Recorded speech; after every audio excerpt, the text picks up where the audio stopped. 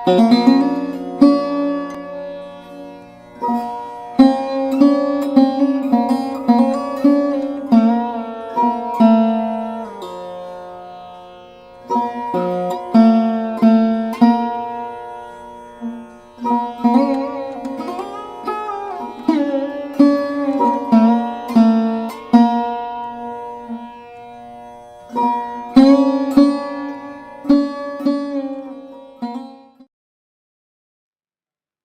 शब्द कल बोले थे,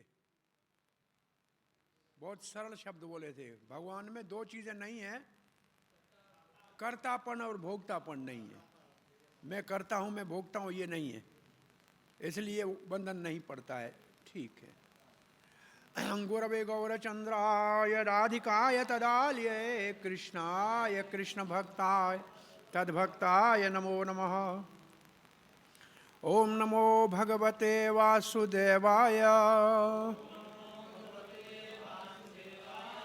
ओम नमो भगवते वासुदेवाय। ओम नमो भगवते वासुदेवाय। कृष्णाय वासुदेवाय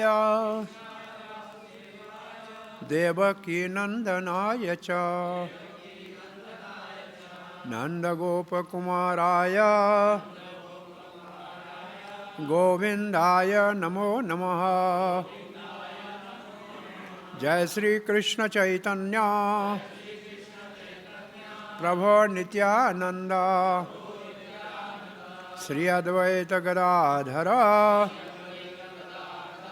शिवास आदि गौर भक्त वृंदा। हरे कृष्णा कृष्ण कृष्ण हरे हरे, हरे राम राम राम हरे हरे।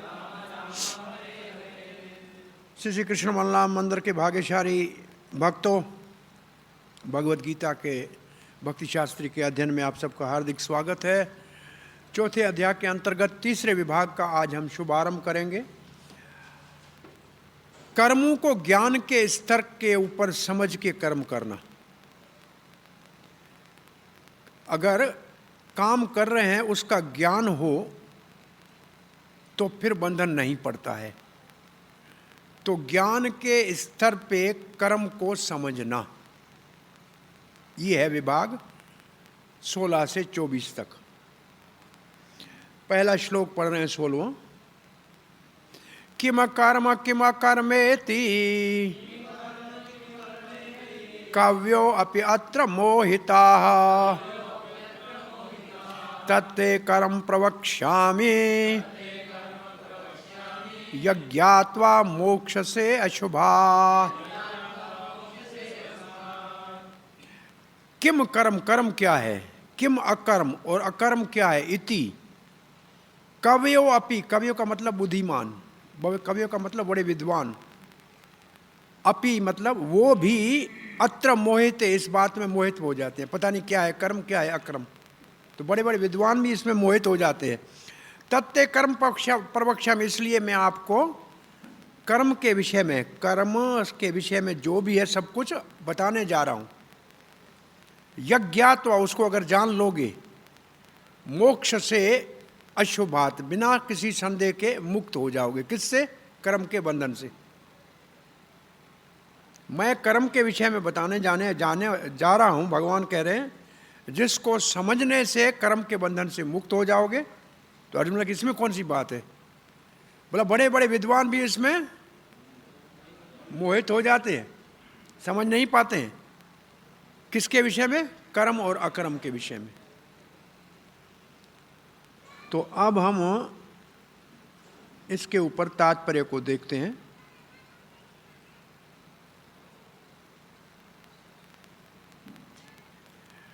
अर्जुन ऐसे पूछ रहा है भगवान से, क्यों ऐसे कोई कर्म के विषय में कोई विशेष बात है कि आप मुझे ये बताना चाह रहे हो?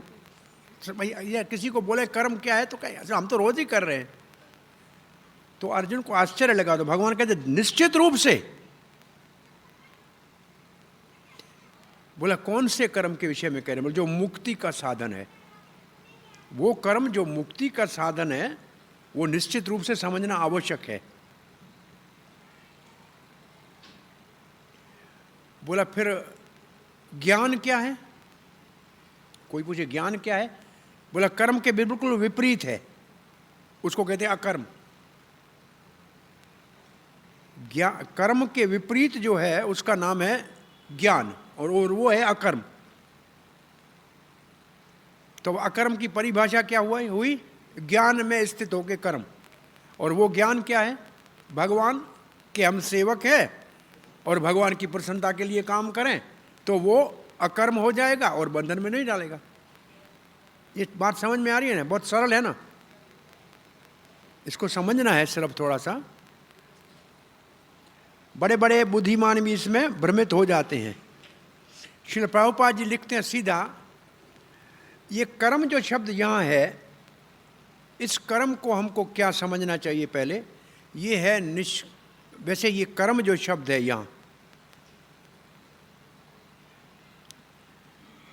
उसको श्रील प्रभुपाद जी ने कृष्ण भावना लिया है। इसका किस कर्म को प्रभुपाद जी कृष्ण भावना में लेते हैं? निष्काम कर्म योग को। प्रायः निष्काम कर्म योग को कृष्ण भावना के निकट समझने के कारण प्रभुपाद जी प्रायः ऐसे लिखते हैं बहुत जगहों पे।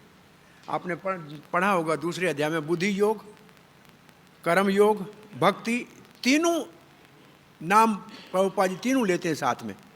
तो प्रभुपाद जी शुरू कहते हैं वो कर्म जो कृष्ण भावना में है और जो कर्म पूर्व आचार्यों के मार्ग में किया जाए,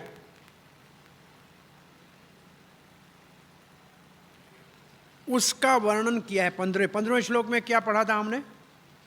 जैसे पूर्वत्रम कृतम, जैसे पूर्व ने कार्य किया ऐसे कार्य करो। पढ़ो 15वां श्लोक पढ़ो।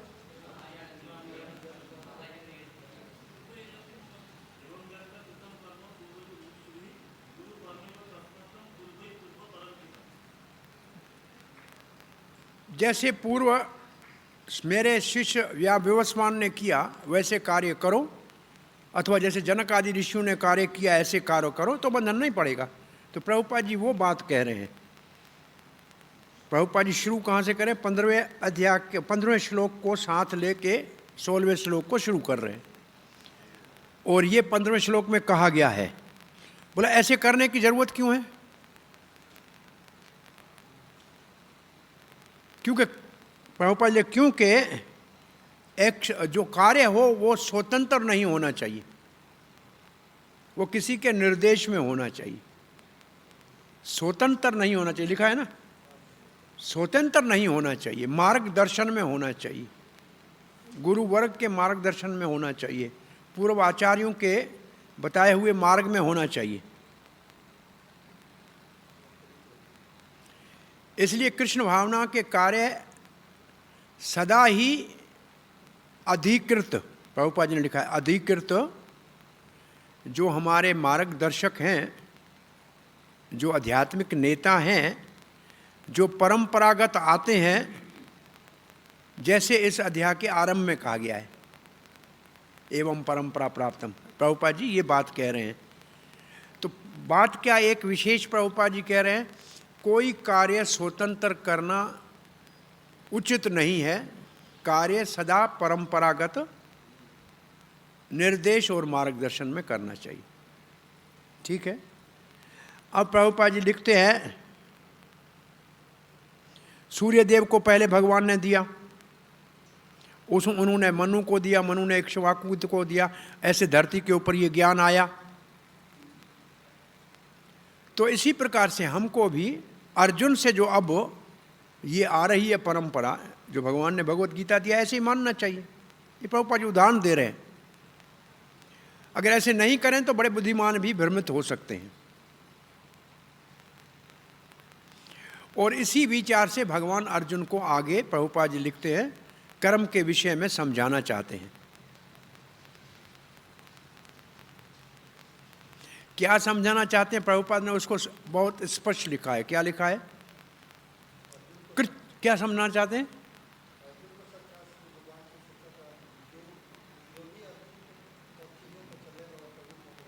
नहीं, इसी कारण से भगवान ने ये निर्णय किया कि अर्जुन को साक्षात कृष्ण भावना का ही उपदेश दिया जाए, कृष्ण भावना के कर्मों का ही उपदेश दिया जाए। ये लाइन मिली ना आपको? नहीं मिली है ना? इसके उपरांत है,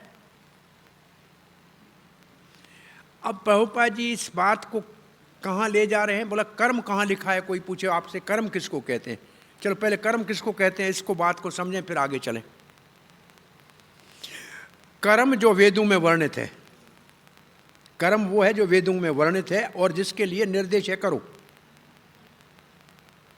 और कर्म के भी अपने विभाग है। नित्य कर्म है जैसे रोज का संध्या वंदन आदि है, नैमित्तिक कर्म है जैसे साल में उत्सव है कुछ, ये नैमित्तिक कर्म है।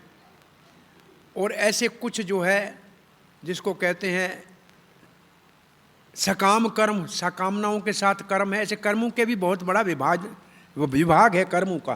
तो वर्णित कहाँ है? वेदों में। वेद किसने दिया? भगवान ने। और हमारे धर्म का नाम क्या है? वैदिक धर्म। तो प्रभुपाद जी धर्म देता कौन है? पहले जो धर्म देता है वही कर्म देता है। ये बात समझ में आ रही है? भाई जो धर्म देगा वही कर्म बताएगा। तो लिखा है कि धर्म तो केवल भगवान दे सकता है। धर्मात् साक्षात भगवत प्रणीतम। तो भगवान यहां स्वयं कृष्ण ही तो बता रहे हैं अर्जुन को, तो यही तो धर्म है। प्रभुपाद जी को ले कहाँ जाना है हमको? जहाँ से कथा शुरू की है कि पूर्व आचार्यों के मार्गदर्शन में कार्य करना चाहिए। उस बात को कल हमने कहा था। वो 12 महाजनों के नाम प्रभुपाद ने आज 16वें अध्याय में लिखे, क्योंकि ये बता रहा है धर्मराज, और वो कहता है अपने मन से नहीं करना चाहिए क्योंकि हमारी इंद्रियां अपूर्ण है। इसलिए जो धर्म ने जिन्होंने धर्म को समझा है उन्हीं के मार्गदर्शन में काम करना चाहिए। फिर 12 महाजनों के नाम लिखे हुए, देखो पुस्तक में लिखे, ब्रह्मा, शिव, नारद, मनु, कुमार, कपिल, प्रहलाद, भीष्म, सुखदेव, यमराज, जनक और बलि। ठीक है। और फिर है सावधानी कि इन्हीं के चरण चिन्हों में चले, किसी मनमाने मार्ग दर्शन करने वाले ज्ञानी तथाकथित के मार्ग में नहीं चलना चाहिए, क्योंकि वो बता नहीं सकता है धर्म क्या है।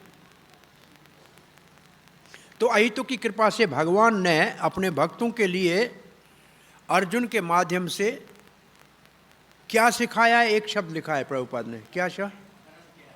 नहीं, एक शब्द लिखा है। दो शब्द लिखे, क्या कर्म है और क्या अकर्म है। नहीं लिखा है? दोनों लिखा है। कर्म क्या है और अकर्म क्या है, ये अर्जुन को अहितु की कृपा करके हमको समझाया। इससे हमें क्या समझना है? भगवान हमको सिखाना ये चाह रहे हैं कि हम अकर्मी कैसे बने। देखो कहीं कहीं, यहाँ नहीं, कहीं कहीं अकर्मी की परिभाषा दूसरी है, उसका मतलब निकम्मापन। तो यह निकम्मापन नहीं है अकर्मी की परिभाषा। यहाँ है सब कर्म भगवान के अर्पण। वो है अकर्मी। कौन है? जो सारे कर्म भगवान के लिए करता है, न कर्तापन का अहंकार है न भोक्तापन की इच्छा है, वो कर्म अकर्म कहलाता है। अपने स्वरूप में स्थित होकर कर रहा है। मैं कृष्ण का दास हूँ, कृष्ण मेरा स्वामी है, उसकी संतुष्टि के लिए कार्य करना मेरा कर्तव्य है, उसकी प्रसन्नता मेरा उद्देश्य है। तो प्रभुपाद जी लिख रहे हैं आगे,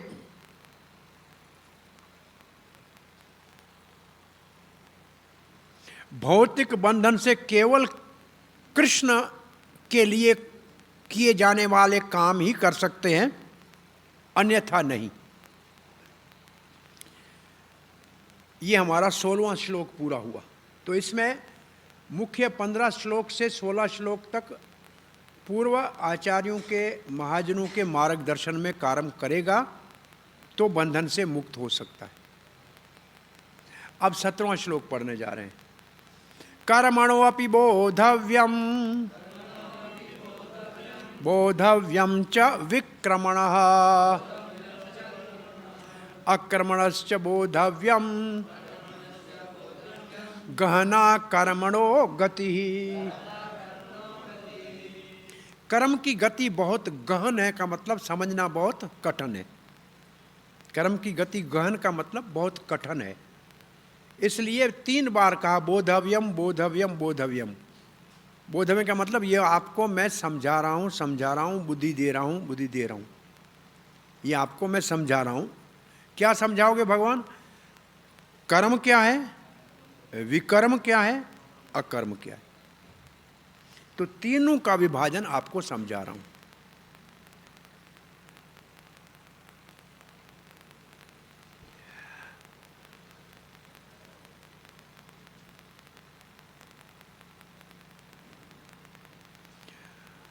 अब अर्जुन कहता है बड़े बड़े विद्वान भी इसको समझने में अगर मोहित हो जाते हैं तो मैं कैसे समझ सकता हूं? तो भगवान कहते हैं मैं समझा रहा हूं। इसका मतलब जो 16वें श्लोक में जो भगवान ने कहा बड़े विद्वान, तो अर्जुन ने कहा फिर मैं कैसे समझ पाऊंगा? तो भगवान कहते हैं मैं समझा रहा हूं। तो इस बार 3 बार कहा बोध, मैं समझा रहा हूं, मैं समझा दूंगा आपको, तीनों समझा दूंगा। ठीक है, तो इन तीनों शब्दों का अब अर्थ समझ लेते हैं। पहले कर्म वो है जो वेदों में वर्णित है, विक्रम जो है वो है जो उसके विपरीत है, मन माना काम जो वेदों के विपरीत है, और अकर्म वो जो भगवान को अर्पण करके भगवान को ही अर्पण किया जाए, जिसमें कर्ता भोक्ता बन का कोई भाव न हो। ये अर्थ है।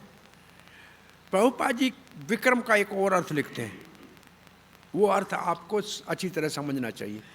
वो अर्थ है जो काम कृष्ण भावना में नहीं है वो सारा विक्रम है। प्रभुपाद जी की परिभाषा है ये। अब चक्रवर्ती पाद के भाव को सुन लीजिए।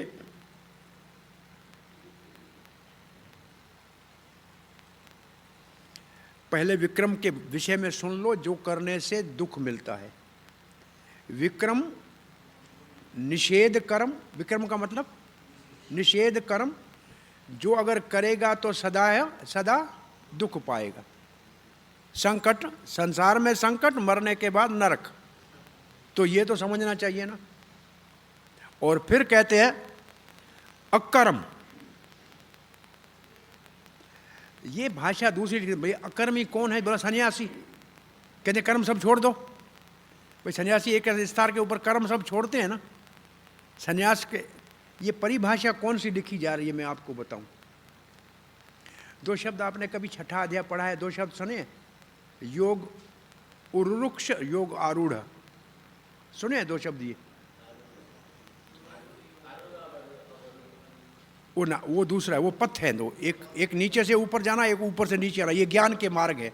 ये आरुरुक्ष और आरूढ़।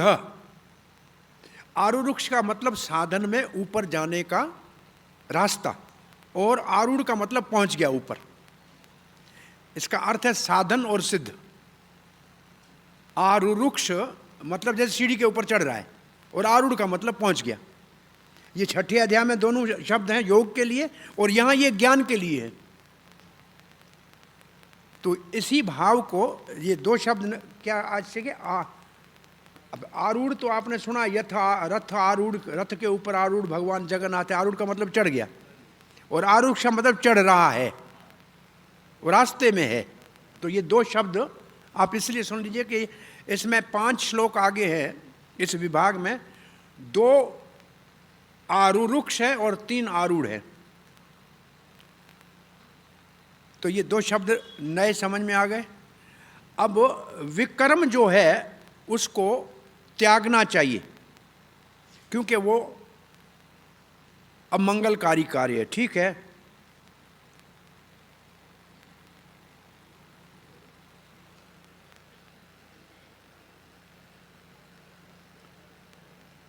अब श्रील प्रभुपाद जी का तात्पर्य। पहले जी प्रभुपाद जी क्या लिख रहे हैं? जो मुक्ति का इच्छुक है, मुमुक्षु है। ये शब्द ऐसा है, हमारी अगर हम भक्तों की भाषा कहेंगे तो मुक्ति का इच्छुक है का मतलब है भगवान की सेवा का इच्छुक है। संसार की सेवा को त्याग के भगवान की सेवा का इच्छुक है। ये है भक्तों के लिए भाषा। और सामान्य गीता के प्रवचन में कहेंगे जो मुक्ति का इच्छुक है, मुमुक्षु है। और इस शब्द को लेकर समझना चाहिए मुक्ति के इच्छुक तो बहुत कम है, तो इसको समझने वाले सब नहीं हो सकते। जो मुक्ति का इच्छुक है, किससे? भौतिक बंधन से, प्रभुपाद ने लिखा है। तो उनको 3 चीज़ें समझनी चाहिए, कर्म, अकर्म और विक्रम। और उनकी दूसरी परिभाषा लिखे है। देखो दूसरी लाइन में प्रभुपाद जी इसके लिए दूसरी परिभाषा लिखी है। क्या लिखा है? पहले को कर्म लिखा है, दूसरे को क्या लिखा है? अकर्म लिखा है। ठीक है, अंग्रेजी में लिखा है एक्शन रिएक्शन, और रिएक्शन लिखा है वहाँ, तो वो उसका अर्थ है अकर्म। और विक्रम लिखा है, उसके लिए यहाँ शब्द है परवर्टेड एक्शन, निषेध कर्म। ठीक है,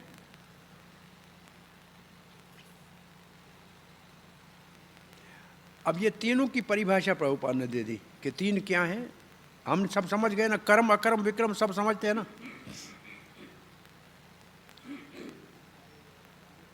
अब कर्म करना तो छोड़ नहीं सकते हम, छोड़ सकते हैं क्या? क्यों नहीं छोड़ सकते? आत्मा सक्रिय है, इसलिए कोई कर्म को कभी नहीं छोड़ सकता, तो कर्म तो करना ही पड़ेगा। अब कैसे कर्म, भगवान सिखा रहे हैं कि कैसे कर्म करो ज्ञान में स्थित होकर। कौन सा ज्ञान? हम भक्तों के लिए स्वरूप ज्ञान, हमारे स्वरूप का ज्ञान कि हम कौन हैं।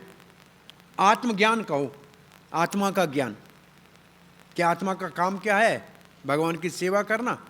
तो ये ज्ञान हमारा है, ज्ञानियों वाला ज्ञान नहीं, ब्रह्म वाला ज्ञान नहीं। तो अब प्रभुपाद जी लिख रहे हैं,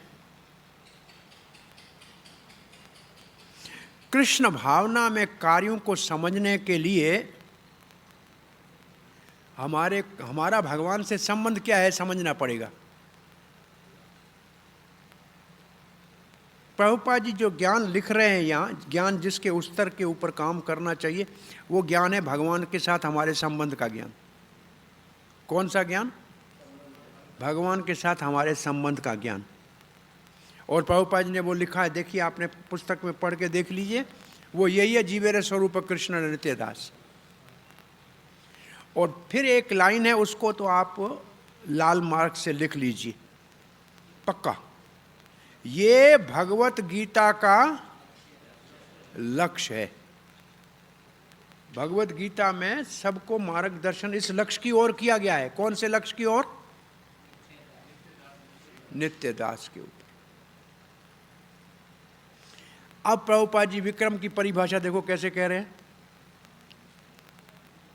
इसके विपरीत कोई निर्णय निकाल लिया। ये कौन निकालता है इसके विपरीत निर्णय? मायावादी। हम भी ब्रह्म, भगवान भी ब्रह्म, तो उसके सारे कार्य विक्रम, क्योंकि वो भोक्ता बन रहे हैं, भगवान के प्रतिद्वंदी बन रहे हैं ना। फिर तो प्रभुपाद जी ने विक्रम की परिभाषा क्या लिखा दी? जो स्वरूप के विपरीत कार्य हैं वो सारा विक्रम है। और हमारा स्वरूप है कृष्ण की सेवा करना, उसके विपरीत जितने कार्य हैं वो सारे विक्रम।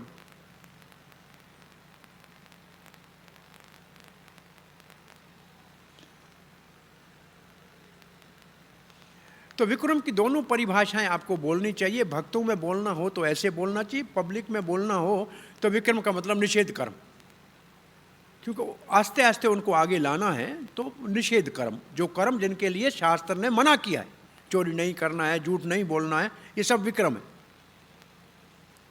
परंतु अगर बहुत उसको इतना कहने के बाद कहेंगे इससे आगे अगर जाएंगे तो हम हैं कौन? हम आत्मा हैं, तो किसके हैं? भगवान के हैं। तो जिसके हैं उसके लिए काम करना चाहिए ना भाई। ये आपका क्या लगता है पिता, ये आप क्या है इसके बेटा, तो ये किसके लिए काम करें भाई? बाप के लिए करें ना। ये क्या लगता है आपका पति, तुम क्या हो पत्नी, तो तुमको किसको प्रसन्न करना चाहिए? पति को या और किसी को? ऐसी भाषा बोलने से सामने वाले के कान खुलेंगे कि बात तो ठीक है, तो फिर कुछ भगवान का नाम जगतपति है कि नहीं जगन्नाथ, तो हम वो जो पति है तो उसको प्रसन्न करेंगे कि दुनिया वालों को करेंगे? कब तक दुनिया वालों को? कितने जन्मों से करते आ रहे, कभी सुखी हुए क्या? तो नहीं करो, भगवान की सेवा करो सीधी। परंतु शुरू वहां से करना है विक्रम की परिभाषा को। अब प्रभुपाद जी लिखते हैं इस सब को समझने के लिए कृष्ण भावना भावित जो वरिष्ठ व्यक्ति है, ऐसे लिखा है, जो अधिकृत व्यक्ति है, उनका संग करना चाहिए और इस रहस्य को समझना चाहिए। और ये भक्तों से समझना भगवान से समझने के समान है, क्योंकि वो भक्त वही बात करते हैं जो भगवान ने कही है। और तब आप कहें, प्रभुपाद जी कहा करते थे कि भक्त क्या है? डाकिया। आपके पास वही संदेश पहुंचाएगा जो भगवान ने आपके लिए भेजा है, वो उसके अंदर कोई तोड़ मोड़ नहीं करेगा। इसलिए वो संदेश भगवान का संदेश और भक्त के संदेश में कोई अंतर नहीं। और प्रभुपाद जी सावधान कर रहे हैं कि भक्त का संग करके नहीं सीखोगे तो कभी भी सफलता नहीं होगी, सदा ही भ्रमित रहोगे।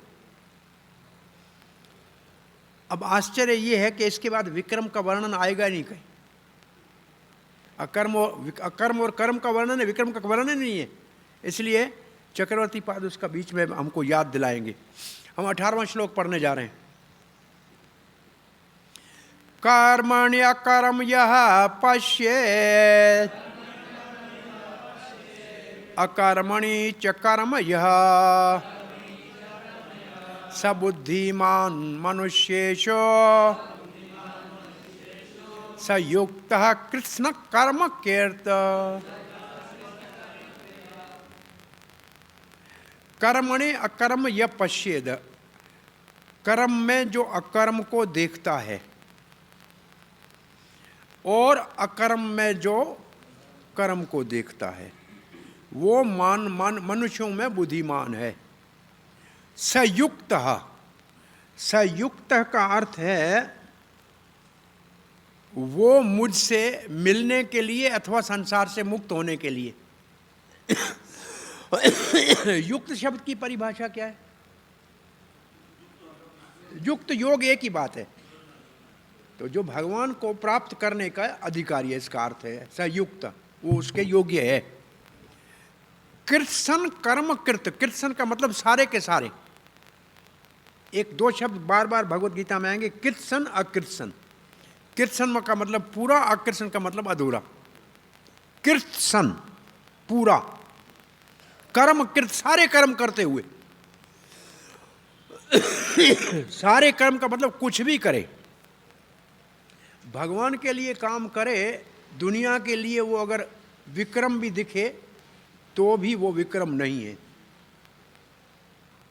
ये कहाँ, ये चक्रवर्ती पाद हमको समझाएंगे कि यहाँ लिखा नहीं है विक्रम, परंतु इस अध्याय के अंत में जहाँ आएगा अपीचेतस दुराचारो, तो दुराचारी है तो अकर्म किया होगा, विक्रम किया होगा ना। विक्रम भी किया है लेकिन भगवान की सेवा में है तो विक्रम नहीं है। और अच्छे से अच्छा कर्म करे और भगवान की सेवा नहीं है तो विक्रम है। तो वहाँ जाके इसको समझा आएगा, अभी आपको बताते हैं। तो सारे कर्म करते हुए भी बंधन से मुक्त है जो कर्म में अकर्म और अकर्म में कर्म को देखता है। मैं ऐसे एक उदाहरण दे रहा हूँ, कोई ये ऐसा विशेष नहीं है। बहुत साल पहले मैंने सुना था, छोटा सा बच्चा है, उसको ये मालूम नहीं है मैं क्या कर रहा हूँ। भाई 1-2 साल का बच्चा है, आपने गोद में ले लिया, आपकी चोटी को पकड़ रहा है, तो काम तो कर्म तो कर रहा है ना, चोटी पकड़ रहा है, हाँ, दाढ़ी पकड़ रहा है, लेकिन वो है अकर्मी, वो जानता नहीं है मैं क्या कर रहा हूँ। नहीं, वो कर्म करते हुए भी अकर्मी है कि नहीं। और उसकी माँ सामने खड़ी है, वो हंस रही है, वो कर्म नहीं कर रही है, फिर भी कर्म में बंधेगी क्योंकि वो हंस रही है उसके ऊपर, काम नहीं कर रही है, परंतु उस कर्म में उसका बंधन हो जाएगा अगर वो उसके ऊपर हंसेगी तो कर्म में भी अकर्म है और अकर्म में भी कर्म है, वो कुछ भी नहीं करते हुए भी बंधन में पड़ जाएगी। एक महात्मा ने किसी को कहा कि तुम भगवान का भजन करो। बोला क्या करने की ज़रूरत है, मैं कुछ भी नहीं करता हूँ, मैं एक जगह बैठा हूँ, किसी को दुखाता नहीं हूँ, किसी को मैंने परेशान नहीं किया। बोला कहाँ बैठते हो? बोले इस पत्थर पे। बोला हटाओ पत्थर। हटाया पत्थर, नीचे बेचारा 2-4 चिंटियाँ मरी पड़ी थी। बोला इनको मारा ना, तुमने समझा तुम अकर्मी हो, लेकिन तुम्हारे द्वारा इतना तो यह अधर्म हो गया कि नहीं हो गया, तो कैसे बचोगे बताओ। तो ये कोई आदमी कर्म से बच नहीं सकता है। इसलिए 18 अध्याय में श्लोक आएगा, हर कर्म में दोष होता है। जैसे आग में धुआं, तो काम छोड़ तो नहीं सकते ना। तो यहाँ ये सारी कला पूरी भगवत गीता में ये सिखाई जा रही है कि सारे कर्म करते हुए बंधन से कैसे मुक्त होना है।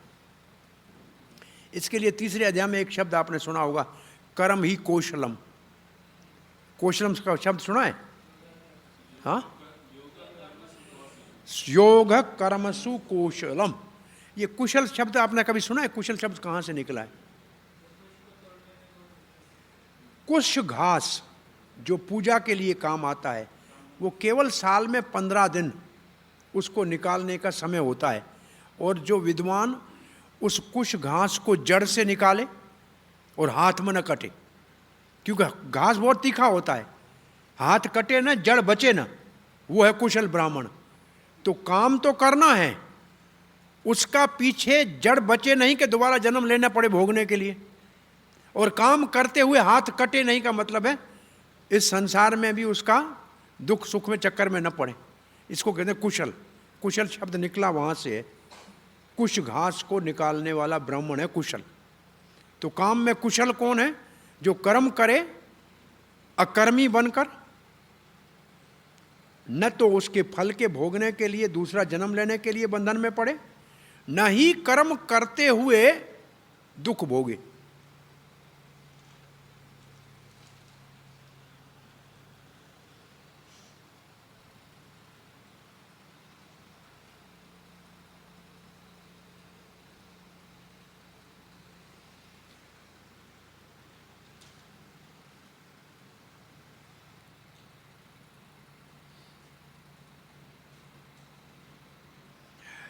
बलदेव विद्याभूषण ने इसका भाव ये लिया है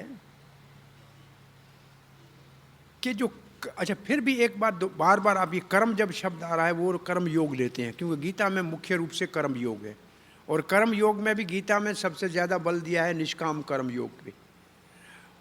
तो बलदेव विद्याभूषण इस कर्म को निष्काम कर्म योग लेते हैं और कहते हैं जो निष्काम कर्म योगी है ना, उसका उद्देश्य कर्म के पीछे है आत्मज्ञान, परंतु कर्म योग से हृदय की शुद्धि करेगा। तो कर्म योग उसका करेगा हृदय की शुद्धि और उसको ले जाएगा आत्मज्ञान में, क्योंकि उसका लक्ष्य आत्मज्ञान है, कर्म उसका लक्ष्य ही नहीं है। इसलिए उसको अकर्म है, उसका कर्म वो अकर्म है, क्योंकि उनका उद्देश्य दूसरा है।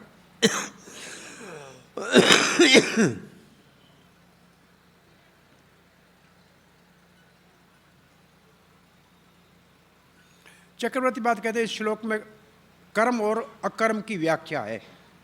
अब क्या है?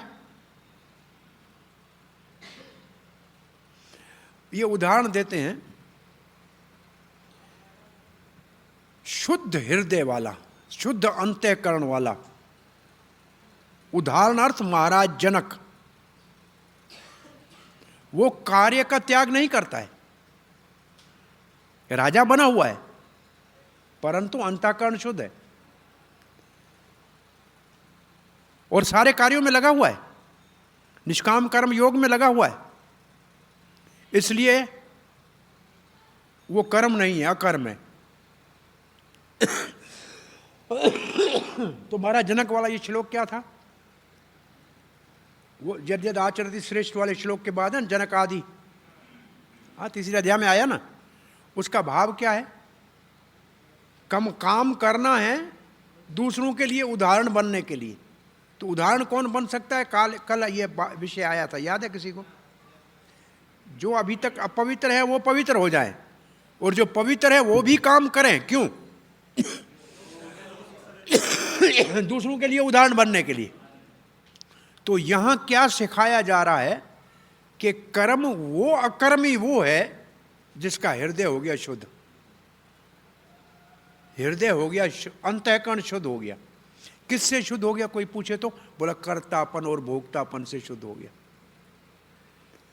झूठा अहंकार नहीं है, मैं करता हूं, मैं भोगता हूं, ये नहीं है। तो फिर वो जो कर्म करेगा वो अकर्म है, क्योंकि वो किस लिए कर रहा है? उदाहरण अर्थ। जनक आदि उदाहरणार्थ काम कर रहे थे, उनका अपना कोई उसमें उद्देश्य नहीं था छोड़ना है, कोई एक दिन में राज छोड़ के चले जाएंगे, हमारा तो है नहीं।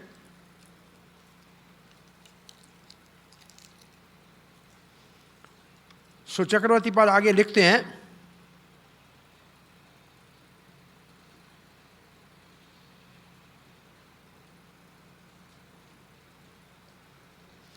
फिर कहते कोई सन्यासी जिसका हृदय पवित्र हुआ ही नहीं है, निष्काम कर्म योग किया ही नहीं है, और वो अगर कर्म को छोड़ेगा, कहेगा मैं अकर्मी हूं, फिर भी उसको कर्म का बंधन पड़ेगा। अकर्म में कर्म देखने का मतलब है हृदय शुद्ध हुआ नहीं और काम छोड़ दिया, तो फिर कहीं भिक्षा लेने जाएगा तो भी कहेगा इसने तो पनीर सब्जी दी नहीं है मेरे को, तो उसका जो विचार वहां होगा वो भोक्तापन का बना रहेगा, क्योंकि हृदय तो शुद्ध हुआ ही नहीं। तो उसके अकर्म में भी कर्म है, उसने सब कुछ छोड़ दिया, डंडा ले लिया, सन्यासी हूं मैं, लेकिन फिर भी देखिए बहुत सारा चाय के लिए खड़े होते हैं लाइन में, देखिए लाइनों में चाय के लिए खड़े होते हैं, लाल का गेड़ू कपड़ा वाले, कहते हैं अकर्म, ये डंडा भी हाथ में होता है, अभी लाइन में खड़े होते हैं, तो है अकर्म ही, लेकिन कर्म सारा कर रहे हैं और बंधन पड़ेगा, और दुख भोगेंगे, लिखा है ऐसे, ये लिखा है।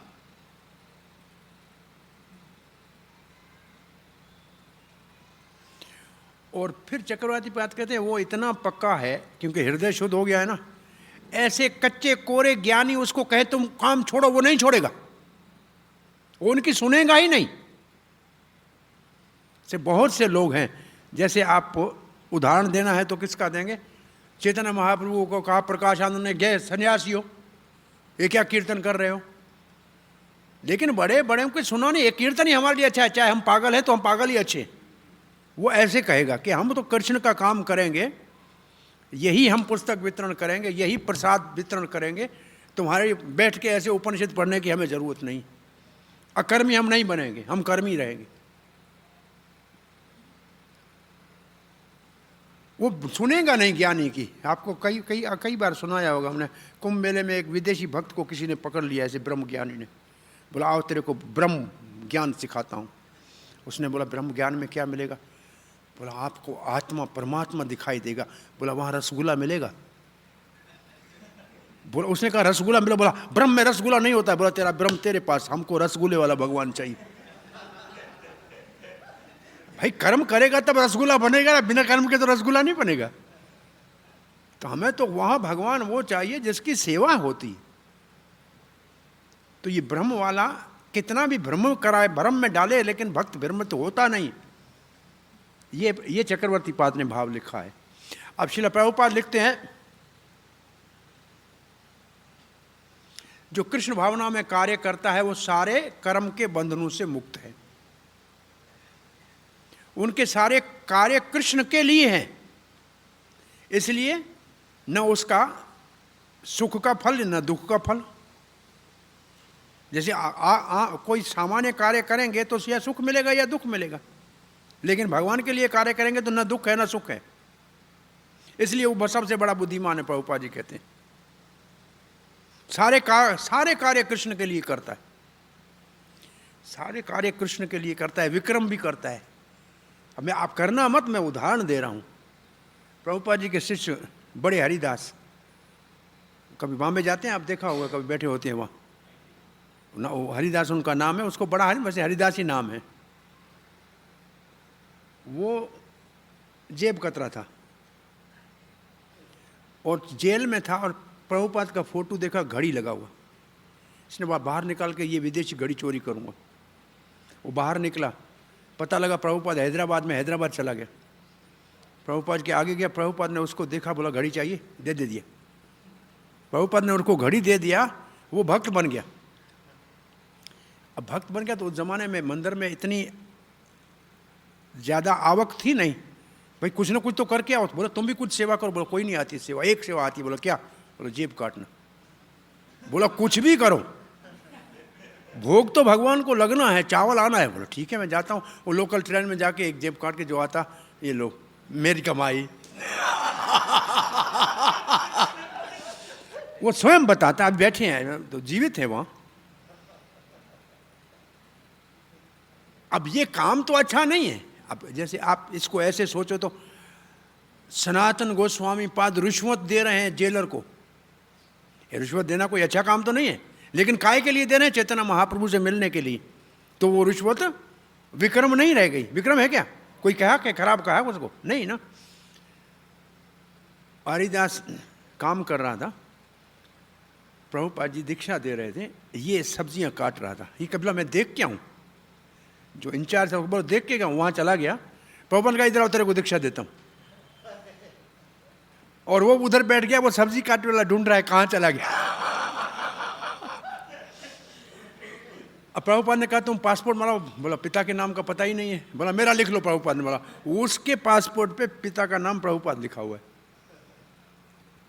लेकिन उसने फिर इतना काम किया, ये रोज जो दर्शन देखते हैं वो उसकी वजह से, ITV उसकी वजह से, इस्कॉन TV, उसने कार्य किए। लेकिन शुरुआत में उसने बोला, अब विक्रम की बात कर रहा हूं कि भगवान की सेवा में सब कुछ लगा सकते हैं, ये आश्चर्य है। दुनिया का सबसे बड़ा मंदिर कौन सा है? श्रीरंगम। और वो बनाया किसने? एक डाकू ने। और कई साल डाके लगे, पर लोग पैसे देते ही नहीं है, क्या करूं मांगने से। डाके डाले, मंत्रों से सारा मंदिर बनाया उसको। तो बड़े अलावर के नाम से वहाँ उनकी वह समाधि बनी हुई है, प्रणाम करने लोग जाते हैं श्रीरंगम में। ये मैं अंदर की बातें बता रहा हूँ, ये पब्लिक के लिए नहीं है। एक और प्रभुपाद, भगवान के लिए सेवा में हो, वो हरिदास स्वयं, हरिदास अपनी आप, ये तो आप खुद ने अपनी कथा बताई, तो बताए। और उस वक्त में एक माता जी और प्रभुपाद जी की शिष्य थी, उससे पहले वो उसको नृत्य गाना ऐसे कुछ करना आता था। तो उसको कहा तुम भी कुछ लेके आओ। फिर सबको कहते जाओ कुछ ना कुछ लेके आओ। बोला मुझे कुछ आता नहीं है, करूँ क्या? बोला वो फिर जाके लोगों को जो उसको सबको हंसा के मुस्कुरा के कैसे पैसे लाना थे ला के लेती थी। तो जब तक ये समझ में नहीं आए कि काम भगवान के लिए कुछ भी किया जा सकता है, क्योंकि सबका मालिक तो, सब चीज़ों का स्वामी तो भगवान है, उसी की सेवा में ले जा रहे हैं, तो हमें कौन सी आपत्ति। तो ये इसका भाव, जो आंतरिक भाव है, ये है प्रभुपाद जी के लिखने का अर्थ। ये है सब प्रकार के कार्यों में लिखा, सब प्रकार का कार्य लिखा है ना प्रभुपाद ने। ये थोड़ी लिखा है कि पूजा के कार्य में लगा है। क्या लिखा है देखो, हाँ, सब प्रकार के कार्य में, सब प्रकार के कार्य में लगा हुआ है।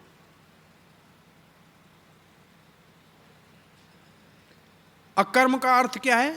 जिस कर्म के फल को भोगना न पड़े। कर्म शब्द की परिभाषा आपको 8वें अध्याय में पढ़नी पड़ेगी। वहां अर्जुन पूछेगा किम कर्म, कर्म किसको कहते हैं? और उसका उत्तर है जो हमारे दूसरे शरीर को बनाने का कारण है वही कर्म है। भूत भाव उद्भव कर कर्म संज्ञित। दोबारा शरीर लेने के लिए जो हमको बाध्य करे वो कर्म है। कर्म करोगे तो शरीर लेना पड़ेगा, क्योंकि फल भोगना पड़ेगा उसका। अच्छा हो तो स्वर्ग में जाओ, या बुरा हो तो नरक में जाओ, कुछ भी, लेकिन फल तो भोगना ही पड़ेगा ना कर्म का। तो यहां ये अकर्म हो गया। अब कृष्ण के लिए कार्य। अब प्रभुपाद जी कहते हैं निर्विशेषवादी सारे फल इच्छा के कार्यों का त्याग करते हैं भय से। कौन सा भय? कि इनका फल भोगना पड़ेगा। हमारे आत्म साक्षात्कार मार्ग में ये बड़ी रुकावट है। परंतु भगवान के भक्त, भगवान के सेवक है और सब काम भगवान की सेवा में करते। दोनों में अंतर लिखा है। एक जगह कुछ तो ऐसे निर्विशेषवादी मायावादी संत रहते थे, और कुछ हमारे भक्त, ये संकीर्तन वाली बस वाले भी उसी गांव के बाहर रह रहे थे। दोनों जाते थे भिक्षा लेने के लिए। तो भक्त तो जो लाते थे उसका तो हलवा बनाए, पूड़ी बनाए, पनीर सब्जी बनाए, पकोड़े बनाए। तो गांव वाले कहे ये तो भक्त कैसे हैं, ये तो बड़ा माल मसाला खा रहे हैं, और ये जो ज्ञानी बेचारा ये तो सूखी रोटी खा रहे हैं। गांव में लगी आग। गांव में जब आग लगी तो वो जो लोटा लंगोटा वाले सन्यासी थे, बोले चलो ये जलने दो गाय को, हम दूसरे में जाते थे। और जो खाते थे पनीर, वो पानी लेके गए गाय का आग बुझाने के लिए। बोले जिनकी खा रहे हैं उसकी सेवा तो करनी चाहिए ना, भगवान के भोग के लिए दे। तो गाँव वाले ने कहा ये अच्छे हैं, भले पनीर खाएं लेकिन अच्छे ये है। ये हित का काम तो करते हैं ना, भला तो करते हैं ना सबका। कोई काम नहीं करेंगे, कुछ करेंगे नहीं और किसी को देंगे नहीं, बस भले दुख में दूसरा है मरे तो मरे, ऐसा नहीं करेंगे ना।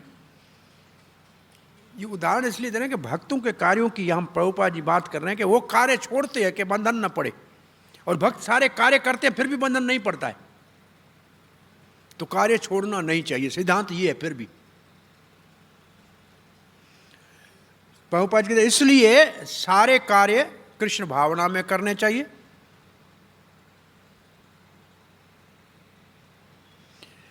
तो उसमें हमको क्या सुख मिलेगा?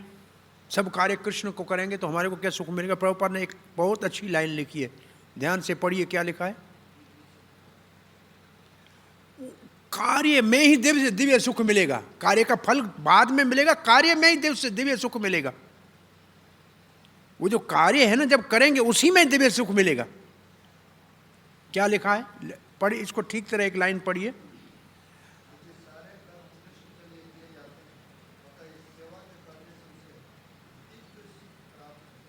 तो आप सब काम कर रहे हैं, आपको दिव्य सुख प्राप्त होता है?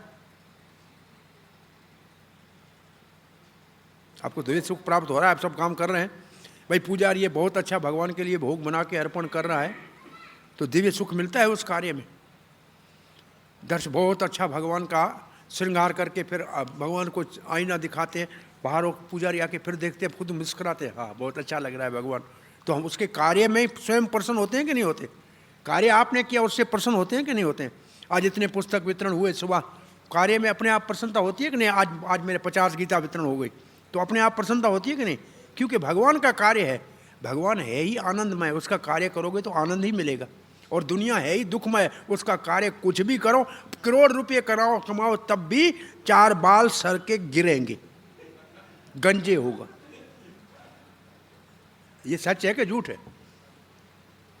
भगवान की सेवा के अंदर ही सुख है, उसके अलावा और सुख की, उसके अतिरिक्त सुख की कोई आवश्यकता नहीं। सेवा में ही सुख है। और उसके लिए प्रभुपाद सावधान क्या कर रहे हैं? सेवा में सुख तब है जब स्वार्थ नहीं है। सेवा में सुख तब है जब स्वार्थ नहीं है। स्वार्थ क्या? न नाम की इच्छा है, मेरा नाम हो इसलिए काम करता हूं, वो इच्छा नहीं है। स्वार्थ नहीं है का मतलब पद, प्रतिष्ठा, मान, इसकी इच्छा नहीं है। सेवा है, सेवा है।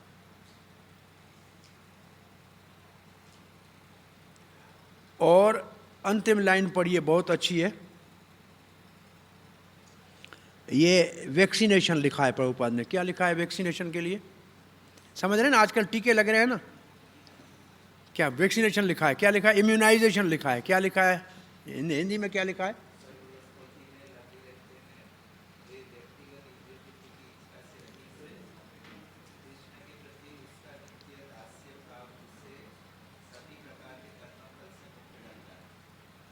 सो कृष्ण का दास्य भाव हमारे लिए वैक्सीनेशन है। भाई भगवान का सेवक है, किसी को कौन, भगवान का सेवक को कौन क्या हाथ लगाएगा? भगवान का सेवक है तो बेफिक्र फिरे, हनुमान की तरह कहीं भी जाए। रावण की लंका में जाके मूत के आए, कौन रोकेगा? भगवान का सेवक है, कौन रोकेगा उसको? नहीं भाई, आग लगा के आए और क्या करेगा? आग लगा दी, रावण की सोनी लंका में आग लगा दी, भगवान के सेवक का कौन क्या कोई बिगाड़ेगा? तो वो इम्यून है। अब पढ़ रहे हैं 19वां श्लोक। अब यहां से ये 5 श्लोक जो आएंगे, इसमें ये पहले ये श्लोक 19, 20, 21, 22, 23, हाँ 24 तक है। ये जो ज्ञान आरुरुक्षो ये शब्द आएंगे अभी। यस्य सर्वे समारंभाः काम संकल्प वर्जिताः ज्ञान अग्नि दग्ध कर्माणम तमाहो पंडितम बुद्धा। यस्य, यस्य का मतलब जो भी व्यक्ति, यस्य कार्य कोई करना है तो सर्वे समारंभ, कोई भी कार्य है उसका जब आरंभ करता है, काम के आरंभ से ही, काम संकल्प वर्जित, काम संकल्प का मतलब उस कार्य के फल को भोगूं का ये विचार ही निकाल दिया। कार्य शुरू करने से पहले ये मेरा नहीं है, मेरे लिए नहीं है, भगवान के लिए मानो, जिसे ये मान लिया ज्ञान, उसके उसको जो ये ज्ञान है, कौन सा ज्ञान है कि मैं भगवान का सेवक हूं, ये काम भगवान का है, ये जो ज्ञान है ये है अग्नि। ये काम क्या करेगी, वो जो कर्म के सारे फल है उनको भस्म कर देगी। ये ज्ञान की अग्नि कर्म के फलों को भस्म करेगी। और जो बुद्धिमान है वो ऐसे कार्य करते हैं और पंडित उनको कहते हैं ये ठीक है। अब इसका अनुवाद पढ़िए।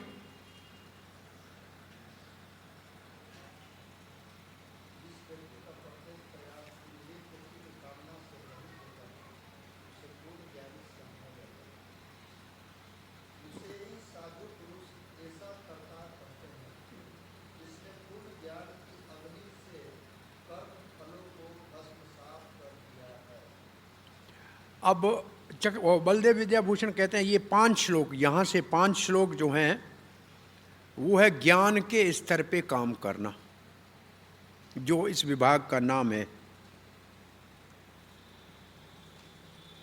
वो सारे कार्य सो आरंभ, सम आरंभ, सम का मतलब सम्यक, सम्यक का मतलब पूर्ण, सारी शुरुआत जो करता है, आरंभ करता है, उसमें कोई फल की इच्छा नहीं। क्यों करता है, बोला आत्म साक्षात्कार के लिए करता है। बुद्धिमान उसको कहते हैं कि ये बड़ा पंडित है। बोला जब अंतःकरण पवित्र हो गया निष्काम कर्म से, तो फिर उसके कर्मों के बंधन सारे ज्ञान की अग्नि से भस्म हो जाएंगे। चक्रवर्ती पाद लिखते हैं वही बात। 5 ये श्लोक अब जो है इनमें इस ज्ञान के स्तर पर कर्म कैसे करें ये समझाया गया है।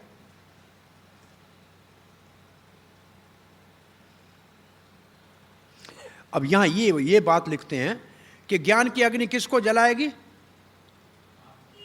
तो बोला कर्म और विक्रम दोनों को जलाएगी। किसको जलाएगी, चक्रवर्ती पाद लिखते हैं कर्म और विक्रम दोनों को जलाएगी।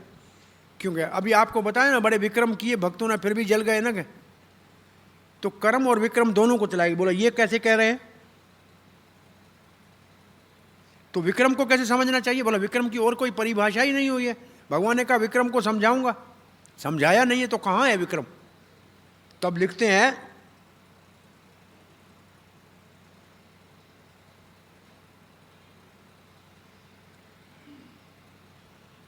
ये कर्म को अकर्म में देखना है। विक्रम को यहां नहीं कहा गया है, जो 17वें श्लोक में भगवान ने कहा विक्रम बताऊं, तो वो नहीं बताया। बोला विक्रम कहाँ बताएंगे भगवान, बोला आगे बताएंगे। कौन से श्लोक में बताएंगे, 4 के 36 और 37 में बताएंगे।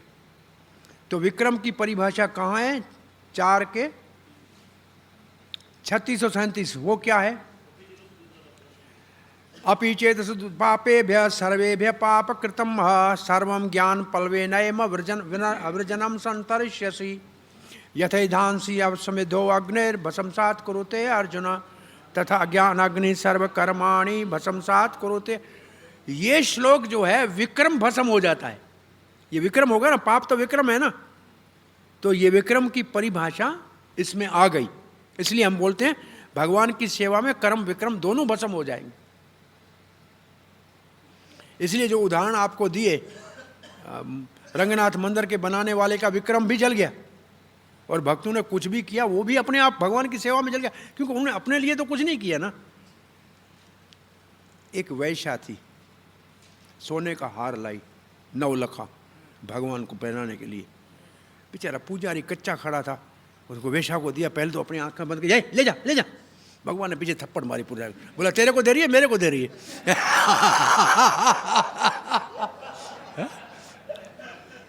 तो उसने मुड़ के देखा, बोला आपको, बोला मेरे को पहनाओ, मैं थोड़ी पवित्र होऊंगा, उसका उद्धार होगा, तू पहनेगा तो नरक में जाएगा। ये बात समझ में आ रही है? भाई वैसा का भी भगवान को क्या फर्क, कोई अंतर पड़ेगा क्या? तो उसका ही भला होगा ना। लेकिन हम अगर उसको भोग करेंगे तो मुश्किल में पड़ेंगे। तो उसकी वो भी सेवा में लग जाएगा। तो ये यहां 2 श्लोकों को देकर इस बात को चक्रवर्ती पाद, विक्रम भी भस्म हो जाए, कर्म भी, विक्रम भी भस्म हो जाएगा। और प्रभुपाद जी का तात्पर्य,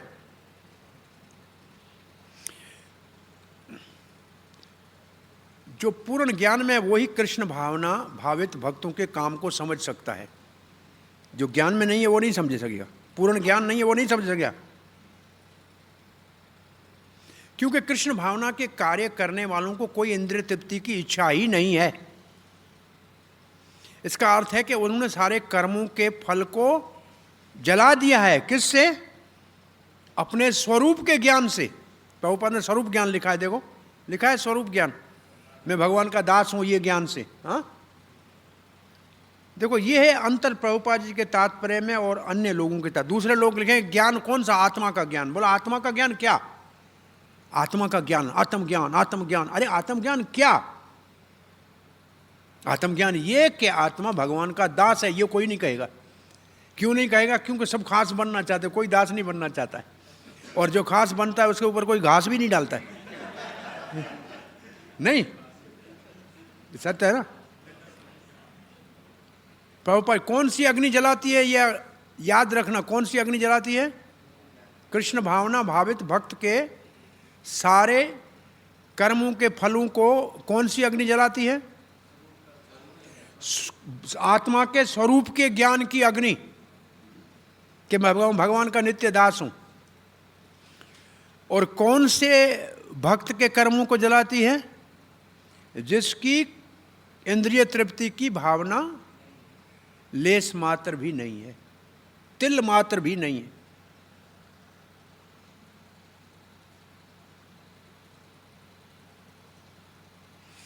इसमें आग की तुलना किससे दी गई है? स्वरूपगत, आत्मा के स्वरूपगत ज्ञान को आग से तुलना दी गई है।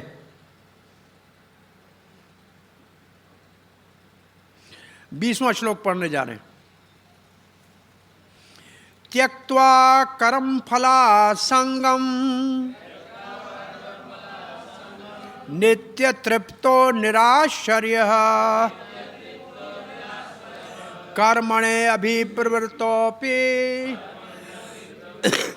नैव किंचित करोति सः। त्यक्त्वा कर्म फल संगम, कर्म के फल से में कोई आसक्ति नहीं है। संग का मतलब आसक्ति। कर्म के फल में कोई आसक्ति नहीं है, नित्य तृप्त है। और वो अपने आप में पहले ही तृप्त है, तो उसको क्या चाहिए? क्या? कुछ भी नहीं चाहिए। निराश्रय का मतलब, निराशी का क्या अर्थ लिखा है? नित्य तृप्त, निराशी। किसी कोई और देगा तब काम चलेगा, उसको किसी के ऊपर आशा नहीं है, स्वतंत्र। भगवान की सेवा में है तो किसी और की सेवा क्यों करेगा? किसी और के ये देगा तब मेरा काम चलेगा, ये उसको विश्वास है। इसके ऊपर उसको कोई लेना देना नहीं है, भगवान देगा।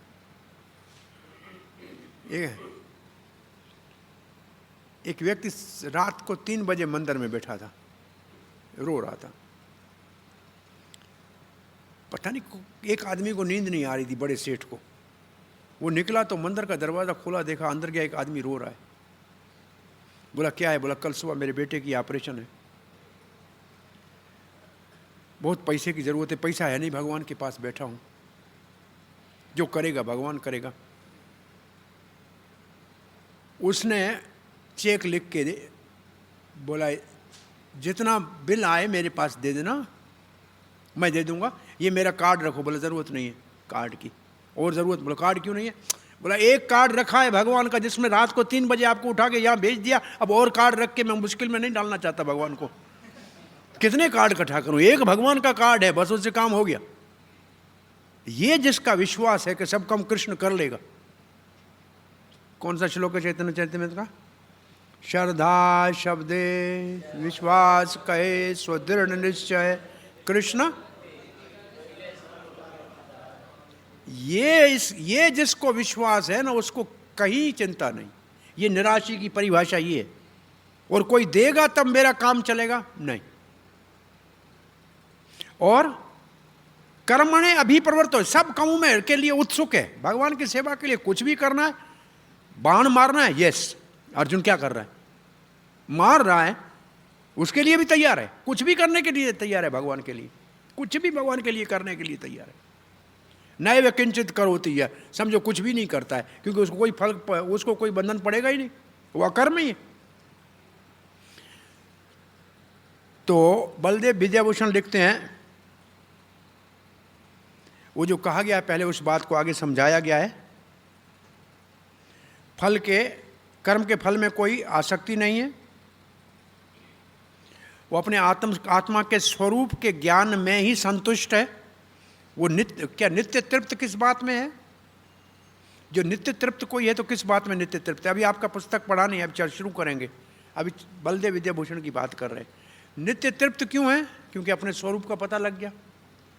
मैं भगवान का सेवक हूं, ये कोई छोटी बात है क्या भाई? तो त्रिलोकीनाथ वो मेरा स्वामी है, बस और क्या चाहिए? और ये पता लग गया, बस संतुष्ट है, कोई चिंता नहीं। लिखा है बलदेव विष्णु, वो अपने शरीर के निर्वाह के लिए भी चिंतित नहीं है। क्या खाऊंगा, कहां से आएगा, इसके लिए चिंतित नहीं है। जो पड़ा है उसको कौन रक्षा करेगा, उसके लिए भी चिंतित नहीं है, क्योंकि भगवान के ऊपर कैसे। और इस स्थिति को कहते हैं आरुरुक्ष। ये श्लोक है आरुरुक्ष का। इसका मतलब वो ज्ञान के स्तर पे कर्म को समझने की शुरुआत कर चुका है, समझ लो। वो अब इस रास्ते पे रवाना हो चुका है और उसको लक्ष्य प्राप्त हो जाएगा।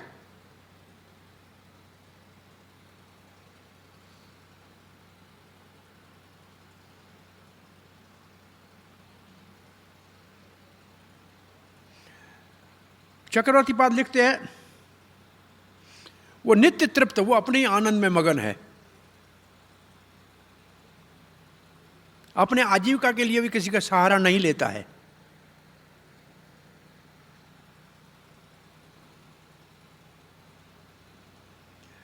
यहां लिखा है, आगे लिखा है, न कुछ कमी है उसके लिए परेशान है, और जो कुछ है उसको बचाने के लिए परेशान नहीं है। तो उसके लिए कौन सा श्लोक उसको पक्का पहले याद हो गया भगवद गीता का? अनन्यास चिंतयन्तो माम ये जनाः पर्युपासते तेषां नित्यवियुक्तानां योगक्षेमं वहाम्यहम्। भगवान अपने आप पहुंचा देगा, उसको ये विश्वास है। इसलिए आप खुद अपने लिए कुछ भी नहीं करता है, बस भगवान की सेवा में लगा है सुबह से शाम तक, कोई चिंता नहीं है उसको। श्रील प्रभुपाद लिखते हैं, कर्मों के बंधन से मुक्त होने का एक ही साधन है कृष्ण भावना में कार्य करना। ये प्रभुपाद जी की पहली लाइन है। और वो जो कार्य करते हैं, कार्य करता है जो भक्त, केवल शुद्ध प्रेम के स्तर के ऊपर, भगवत प्रेम के भाव से करता है। इसलिए उसको कोई फल की इच्छा नहीं। इस दुनिया में उदाहरण देना हो, देखो माँ बच्चे के लिए कितनी सेवा करती है। छोटा बच्चा है, साफ करती है, खाना खिलाती है, कपड़े धोती है, बस बच्चा मुस्कुराता है, उसी में खुश है, काम से थकती नहीं है। माँ को कभी बच्चे के लिए थकती देखा है? नहीं। भगवान तो अपने कहते माता हम जगत है, भगवान कहते मैं माता हूं। तो ऐसे जब हम भगवान से प्रेम करने लगते हैं तो काम में थकावट नहीं होती, फिर काम में कभी थकते नहीं है और काम में ही सुख मिलता है। तो प्रभुपाद जी यहां क्या लिख रहे हैं? क्योंकि कृष्ण प्रेम के स्तर के ऊपर कार्य कर रहा है, इसलिए उसको फल में कोई इच्छा नहीं है। प्रभुपाद के लिए इतना काम करते थे प्रभुपाद के शिष्य। प्रभुपाद केवल मुस्कुरा के उनकी ओर देखता था, वो समझते हैं हमारा जीवन सफल हो गया, बस यही उनके लिए फल था, कुछ नहीं चाहिए। प्रभुपाद कहेंगे आज इतने पुस्तक वितरण हुए कृष्ण की कृपा से, मैं बड़ा प्रसन्न हूं, सब खुश हो गए। कितना काम किया है भक्तों ने, आश्चर्य लगता है। हम तो यहाँ बड़े सुख सुविधा से रह रहे हैं। कम से कम आज से 20-25 साल पहले मैं आया था, ये पूरी ब्रह्मचारी ऊपर रहते थे। एक भुवनेश्वर के कमरे में कूलर था बस, छत के ऊपर जाके रात को पानी गिरा के सोते थे। पंखे के ऊपर सो नहीं सकते थे सेकंड फ्लोर पे, तो आग उबलती थी। बहुत ऐसा सख्त वातावरण था। किस बात के ऊपर पता नहीं, मेरे को याद आया। हाँ, ये मंदिर जिन्होंने बनाया, तब फोगला आश्रम से आगे तो कोई आता ही नहीं था। एक यहाँ खतरनाक बैल रहता था, उसका नाम है साधु मार बैल। साधु को देखा नहीं, मारा नहीं। उस बैल का नाम साधु मार बैल था। वो बेचारे विदेशी कैसे आके यहाँ रहे, गुरुदास और जमुना कैसी स्थिति में रहे होंगे। प्रभुपाद जी आए एक दिन दिल्ली से, रात को 9 बजे, बोला भूख लगी है। अब कोई गैस तो था नहीं, एक तो अंगारे से चूल्हा जलाना था कोयले वाला। अंदर देखा एक टमाटर पड़ा है, एक आटा है, और कुछ भी नहीं, और कहीं से कुछ मिलेगा भी नहीं। उसने टमाटे का सूप बनाया और आटे का पराठा बनाया, प्रभुपाद को खिलाया। अब ये स्थिति थी, मंदिर के कच्ची ईंटें थी, कुछ था नहीं। वो कैसे रहे होंगे लोग, लेकिन उसी में खुश थे। प्रभुपाद आए, देखा ये मंदिर बनना है, बहुत अच्छा है। उस काम में उनको सुख मिलता था। तो भगवान के काम में सुख मिलता है, इसकी अनुभूति हमको हो जाए तो फिर और कोई काम करेंगे ही नहीं। प्रभुपाद जी आगे क्या लिख रहे हैं? अपने निर्वाह के लिए भगवान के ऊपर छोड़ देता है। ये वही योग क्षेमम वाहवान वाला प्रभुपाद जी ने लिखा है, देखा आपने? ये सब कृष्ण के ऊपर छोड़ देता है। अपने में जो योग्यता है भगवान की सेवा में लगता है, बाकी सब भगवान के ऊपर छोड़ देता है। इसको कोई अच्छे बुरे कर्म के फल का कोई चिंता नहीं है। ये अकर्मी की पहचान है, ये अकर्मी का चिन्ह है।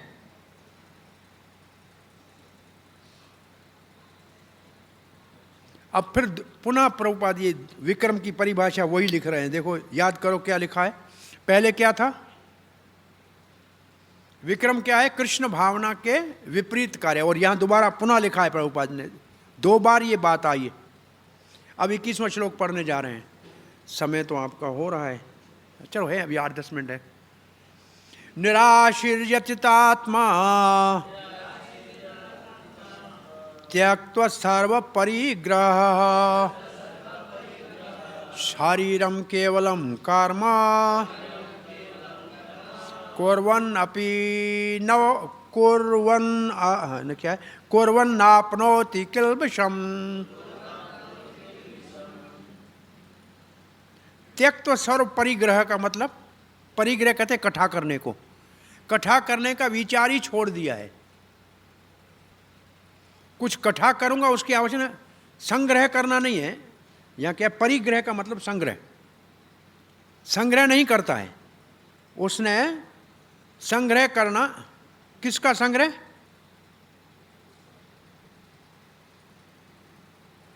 दूसरों से कुछ मिलेगा इकट्ठा करूंगा, वो विचार छोड़ दिया है। भगवान देगा उसी में रहूंगा। और फिर लिखा है निराशीर, कोई इच्छा नहीं है। कृष्ण भगवत सेवा के अतिरिक्त और कोई इच्छा नहीं। बोला उसका मन विचलित नहीं है ना। यत चितात्मा, मन भी और इंद्रियां भी वश में है। इंद्रियां और मन वश में है और सारे कार्य करता है। कुर्वन् कर्म, काम करता है। काय के लिए? यहाँ कार्य करता है, काय के लिए? शरीर के निर्वाह के लिए। शरीरम केवलम, फिर उसको पाप नहीं लगेगा।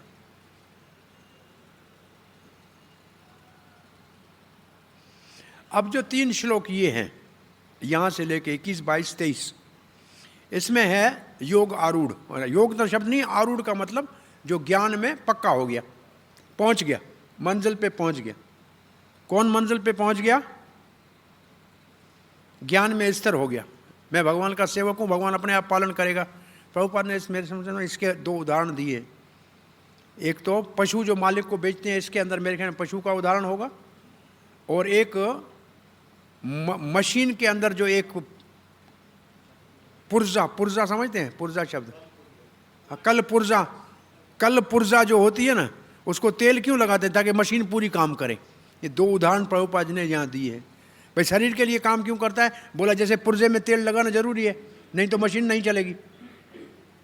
ये पशु के ये दो उदाहरण दिए हैं यहाँ, ठीक है।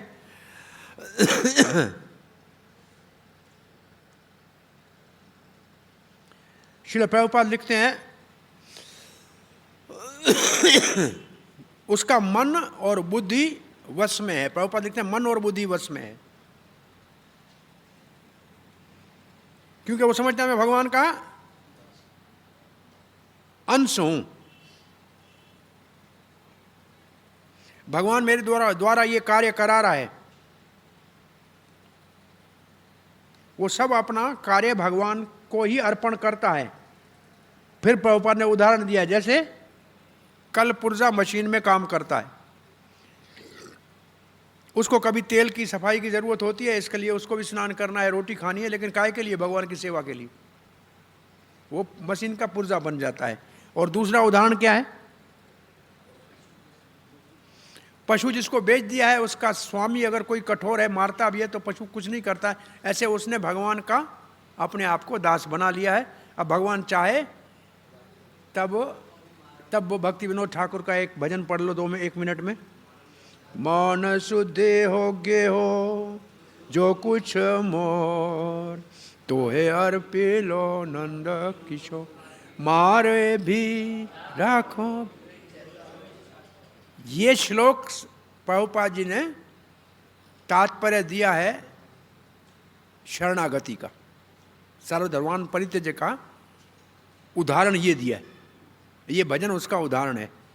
तो ये भक्त कैसा है? सब कुछ भगवान आपका, हमारा कुछ नहीं। मारो रखो आपकी इच्छा। भाई पशु को मारो रखो आपकी इच्छा, हमने तो आपके हवाले कर दिया, आप जैसे चाहो वैसे करो। तो प्रभुपाद ने ये उदाहरण दे दिया। 2 उदाहरण हो गए ना।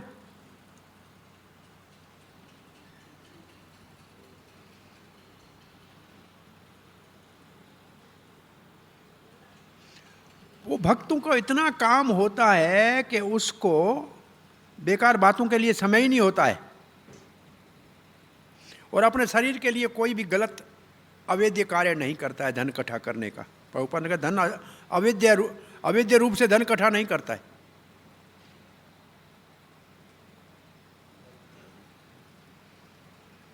बाईसवां श्लोक, यदृच्छा लाभ संतुष्टो द्वंद्वातीतो विमत्सरः, समसिद्धौ असिद्धौ च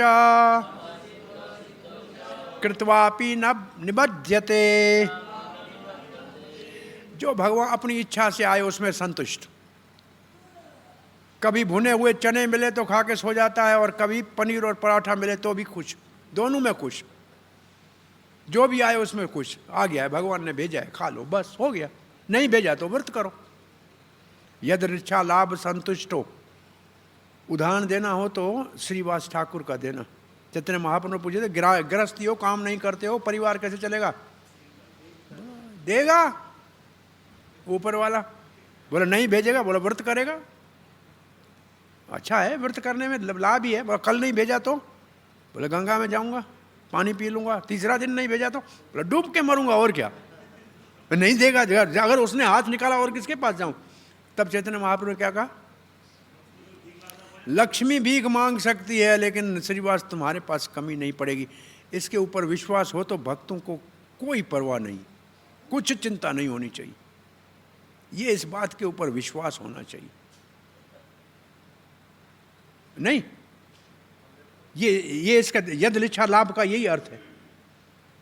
द्वंद्वातीतो विमत्सर। द्वंद्वातीतो का मतलब गर्मी है, आज काम नहीं करूंगा, नहीं। अभी ऐसे पुजारी कभी गर्मी में काम बंद किया, आरती बंद हुई, सर्दी में कहीं हुई? नहीं हुई ना। बरसात में हुई? नहीं हुई। द्वंद्व का मतलब गर्मी हो, सर्दी हो, सुख हो, दुख हो, लेकिन भगवान की सेवा तो चलेगी। विमत्सर का मतलब किसी में दोष नहीं देखता, किसी में ईर्ष्या नहीं करता है। विमत्सर का अर्थ तो यही है ना। हाँ, मत्सर रहित। मत्सर क्या है? किसी से दोष नहीं, किसी में दोष दृष्टि नहीं रखता है। समझ सिद्ध हो असिद्ध हो, चाहे सफलता मिले या असफलता मिले, कोई बात नहीं। गए थे, नई पुस्तक लिए, कोई बात नहीं, हमने प्रयास किया। अब असफलता का उदाहरण देना हो तो जटायु का देना। रावण से लड़ पड़ा, मर गया, कोई बात नहीं, लेकिन भगवान की सेवा की ने। सब असफल हुआ, लेकिन भगवान ने तो उसको गोद में बिठाया, उसको तो भगवान का भक्त तो हो गया ना। सफल तो नहीं हुआ, असिद्धि हुई, लेकिन कौन सा हानि कौन सी हुई? जटायु ने भगवान की सेवा की, रावण से लड़ा, और क्या करेगा? अपने जितना बल था वो लगा दिया भगवान की सेवा में, फिर सफल हो ना सफल हो इससे हमें कोई लेना देना नहीं। हम गए थे, हमने सेवा करने के लिए गए थे, मिल गया तो भगवान का, नहीं मिला तो भगवान की इच्छा, हमने अपना प्रयास पूरा किया। कृतवापी न बध्यते, सब काम करते हुए बंधन में नहीं पड़ता।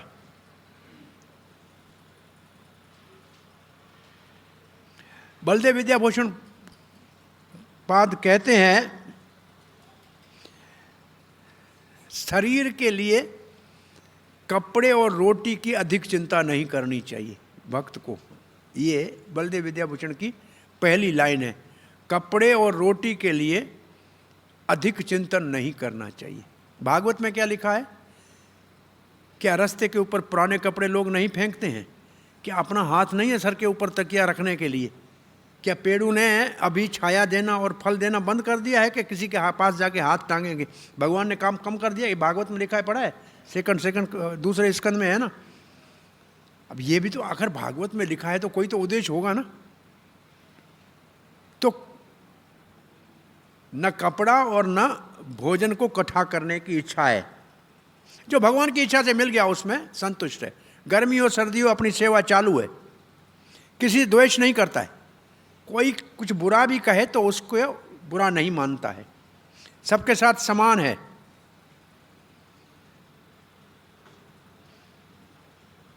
ऐसे व्यक्ति कर्म के बंधन में नहीं पड़ता है। श्रील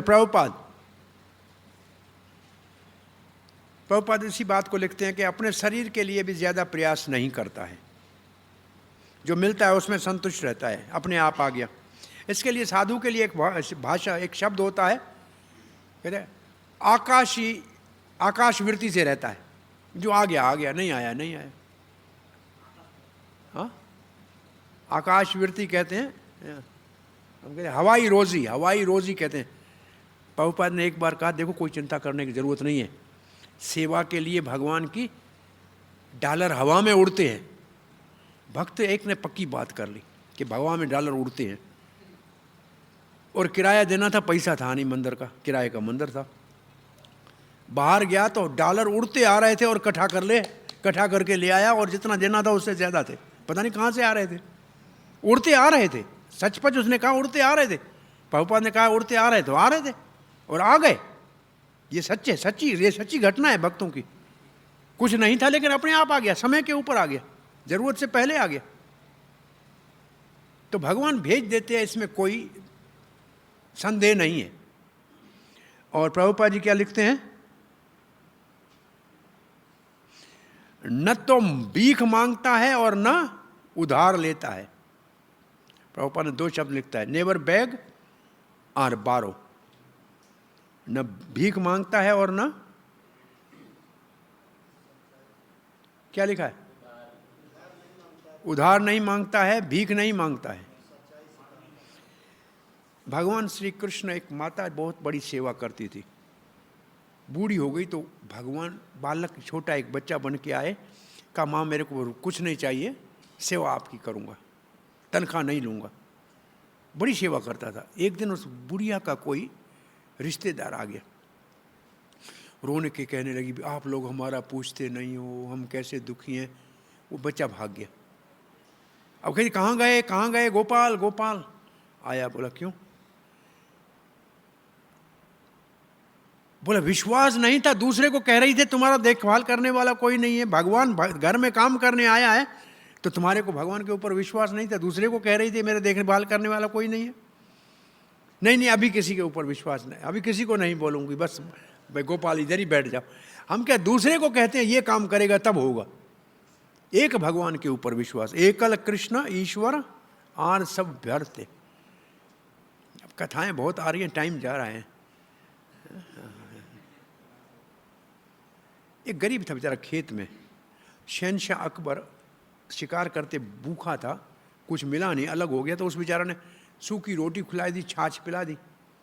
उसने कहा मैं तो शहंशाह हूँ, तुम्हें कोई संकट हो तो मेरे पास आ जाना। वो चला गया, अकाल हो गया। उसको पहचान लिया राजा ने, रखा उधर, रोका। वो उठ गया 4 बजे, देखा कि सुबह उठ के नमाज पढ़ रहा है, अकबर हाथ ऐसे करके। ये भी अपना बेचारा जाप कर लिया। महाराज ने बुलाया कि तुम्हारे को क्या चाहिए? बोला आप मुझे एक प्रश्न का उत्तर दीजिए, सुबह आप क्या कर रहे थे? बोला भगवान से मैं प्रार्थना कर रहा था, दुआ मांग रहा था। बोला कुछ नहीं चाहिए, बस मैं जा रहा हूँ। बोला नहीं, मुझे मालूम है तुम्हारे यहाँ अकाल पड़ा है, कुछ मांगने आए होगे। बोला तुम भी उससे मांग रहे हो, फिर तुमसे मांग के क्या करूं? भाई तुम खुद ही भिखारी हो, तो तुम्हारे से मांग के क्या करूं? तुम ही ऊपर हाथ करके दे दो दे दो, तो फिर तुमसे क्या मांगे? तो देने वाला तो एक गोपाल है, बाकी सब भिखारी है। ये बात समझ में आनी चाहिए। दीनदड़ तो तू ब्याज सब मंगना, देने वाला एक भगवान है, बाकी सब मांगने वाले। ये बात समझ में आनी चाहिए। बरसात अपने समय पे बरसती है, भगवान की कृपा सदा बरसती, को कभी कमी नहीं है उसमें, वो देगा, ये विश्वास होना चाहिए। प्रभुपाद जी लिखते हैं अपने आजीविका के लिए उसको परापर नहीं। फिर क्या है, वो कोई उसके भगवान की सेवा में रुकावट डाले, ये उसको स्वीकार नहीं है। क्या लिखा है इसके, ये हिंदी में क्या लिखा है देखो, वो स्वतंत्र है अपने आजीविका के लिए, वो किसी अन्य को अपनी सेवा में बाधा डालना, कृष्ण भावना के कार्य में बाधा डालने नहीं देता, परंतु कृष्ण भावना के लिए कुछ भी काम करने के लिए तैयार है। कैसी भी परिस्थिति हो, गर्मी सर्दी हो। 23वां श्लोक पढ़ते हैं, टाइम हो गया। गत संगस्य मुक्तस्य ज्ञाना अवस्थित चेतसः यज्ञः चर्त कर्म समग्रम प्रविलीयते। गत संगस्य मुक्तस्य, गत संगस्य, संगस्य का मतलब आसक्ति, आसक्ति से है मुक्त। ज्ञान अवस्थित चेतसा, और उसका मन और उसकी चेतना ज्ञान में स्थित है।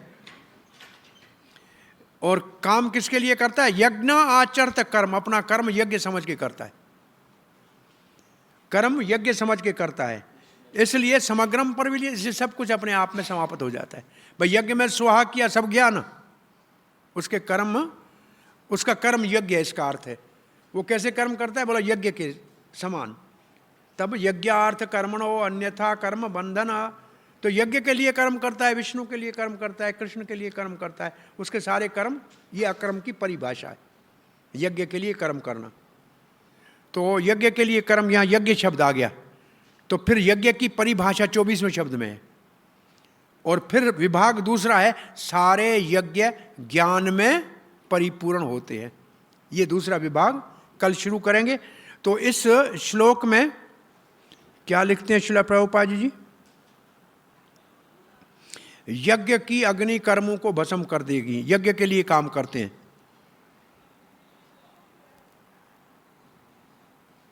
भौतिक प्रकृति के तीनों गुणों से, तीनों गुण क्या करते हैं? द्वंद्व।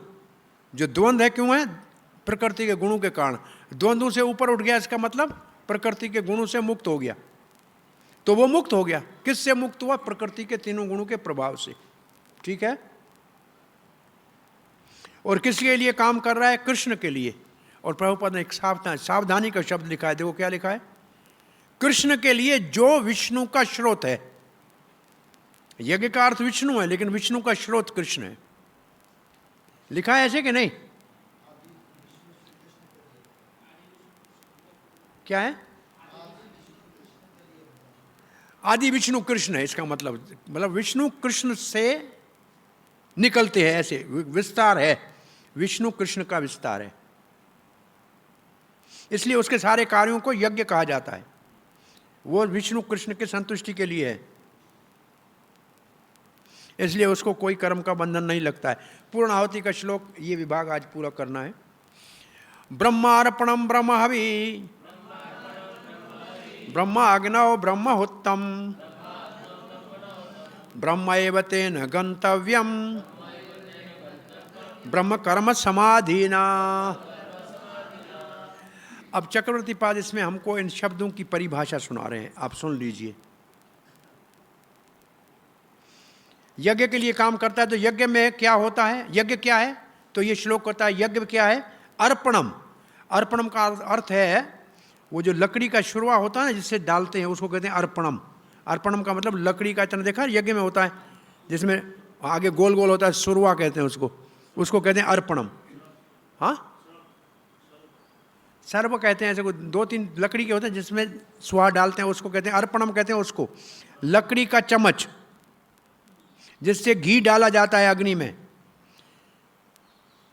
और जो अंदर डालना है घी वो भी ब्रह्म, वो लकड़ी भी ब्रह्म, यज्ञ ब्रह्म अर्पणम, ब्रह्म हवि, हवि का मतलब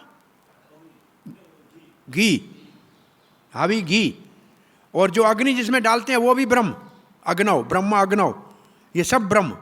लकड़ी का चम्मच भी ब्रह्म, घी भी ब्रह्म, आग भी ब्रह्म, और जो यज्ञ करता है वो भी ब्रह्म।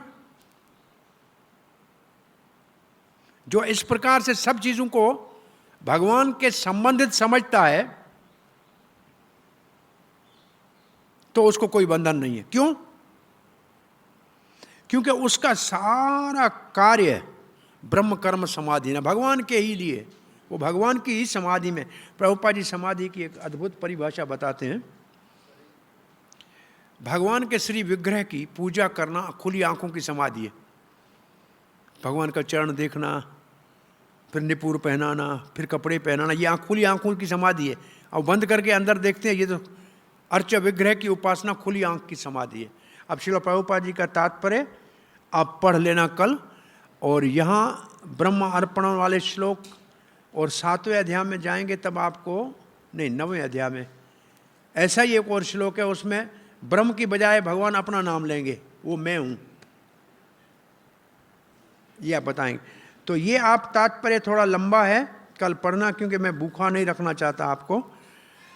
अब 25 से 33 कल करेंगे, उसमें है सारे यज्ञ दिव्य ज्ञान में परिपूर्ण होते हैं। ठीक है, कोई प्रश्न जिज्ञासा क्या होगी? अभी प्रसाद कहाँ है? हाँ,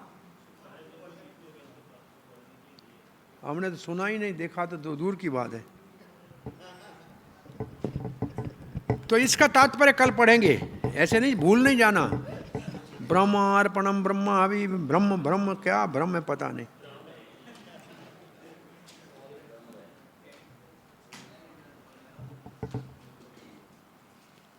ब्रह्म का मतलब भगवान से संबंधित, सब कुछ भगवान से संबंधित है।